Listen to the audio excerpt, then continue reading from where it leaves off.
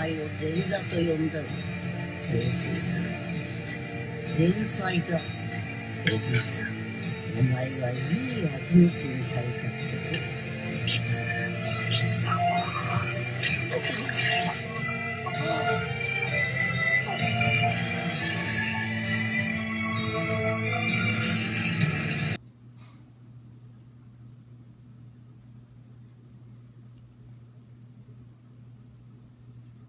Are we done here?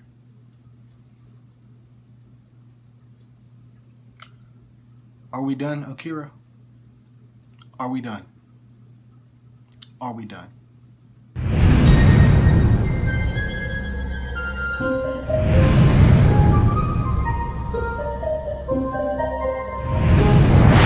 As usual, it was another great episode of Dragon Ball Super. This is episode 56 for the people who just clicked on this without reading the title. And yeah, I gotta say it was a very good episode. I really liked it, except for one thing, which I'll get into in a minute.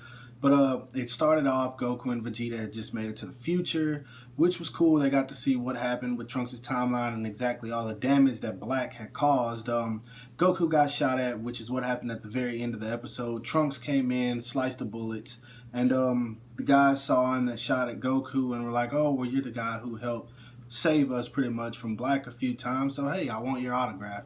And it pretty much navigated from there.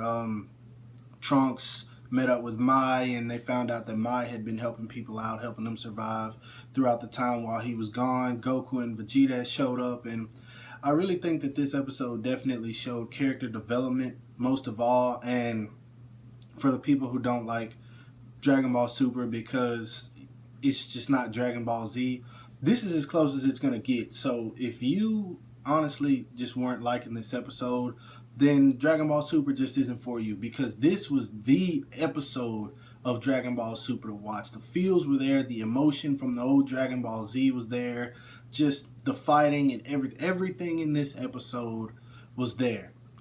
Personally, I enjoyed it. I knew what was going to happen because I got spoiled last night. But yeah, anyway, moving on. They had all met up, and Mai was really upset that a lot of people had died, and she was thinking that it was her fault. But Goku gave this awesome moment, because I mean, for some reason they've made Goku extremely stupid the entire series of Dragon Ball Super thus far.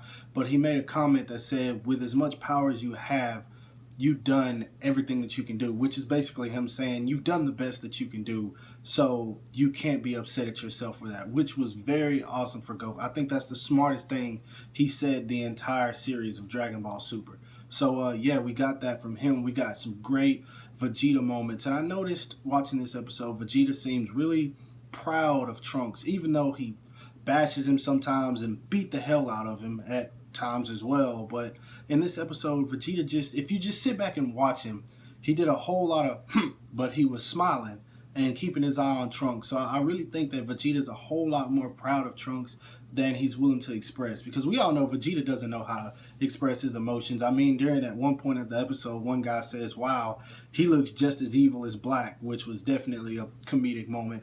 But anyway, they help out. We found out that Yajirobe is still alive. I didn't really care about it, but I guess it was a little bit of comedy for the episode. We find out he's alive, and I don't know, man, he's eating up all the food at the military base or whatever. I just kind of laughed at that.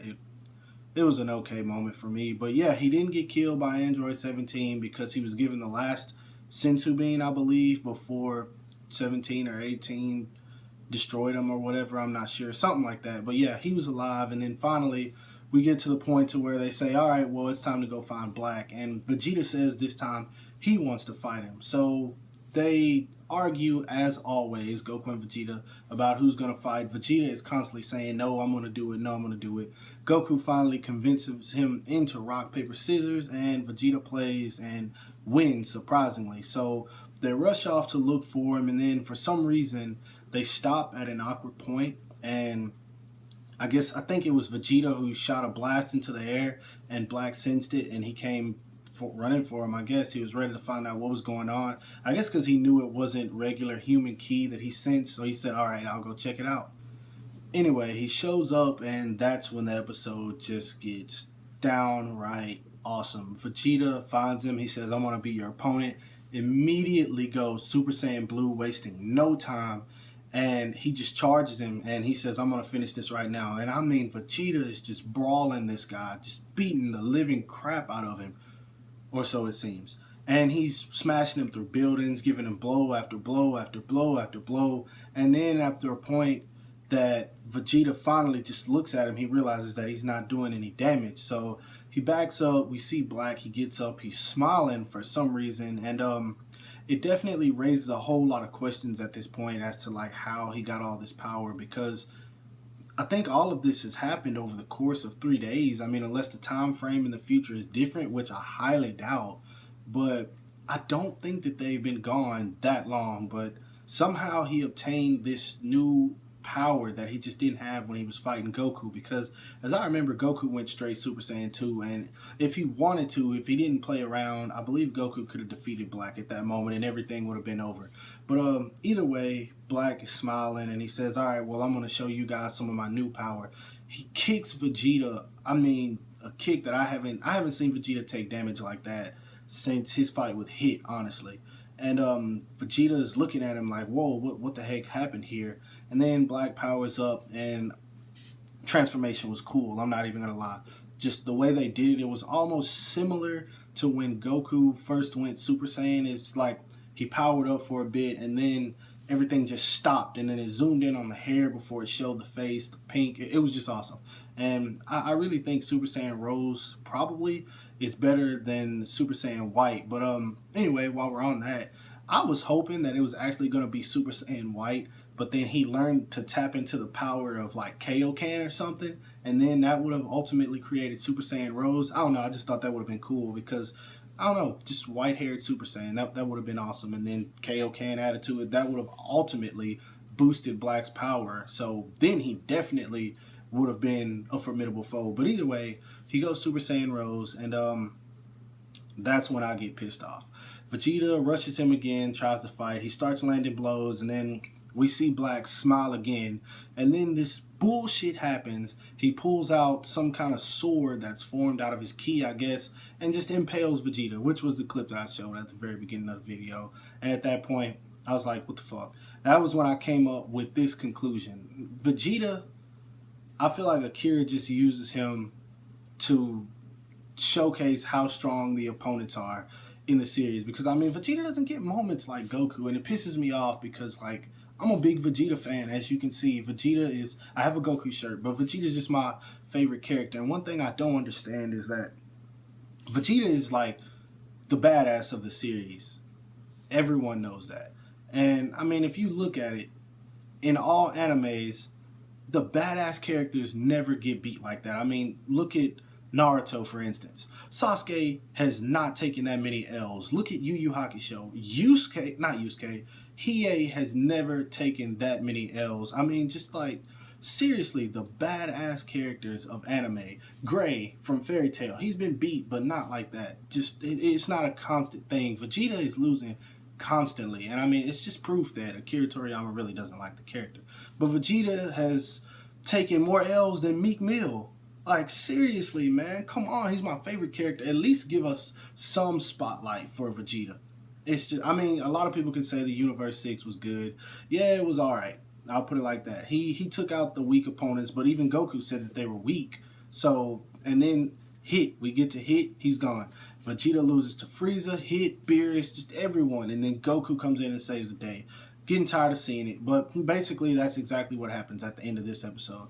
Goku comes in, and he doesn't necessarily save the day this time. I don't know what's going to happen, but yeah, Goku fights him, and it looks like he wasn't going to win, but then Zamasu shows up. So now we find out Zamasu and Black are actually two different people, and a lot of people are speculating that Zamasu is controlling Black, and at this point that's what I'm believing as well, because, I don't know, Black, he seems like he is Zamasu.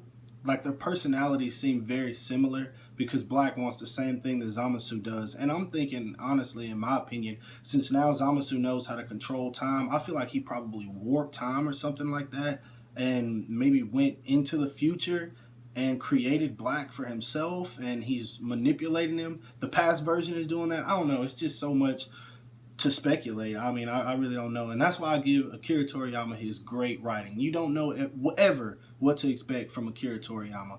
And other than the fact that Vegeta's going to take an L in every single saga. But yeah, great episode, man. And like I said, if you are watching Dragon Ball Super and it hasn't sold you at this point, then it's just not for you, man. Because this episode was freaking awesome. The emotion was there. And also the animation was great.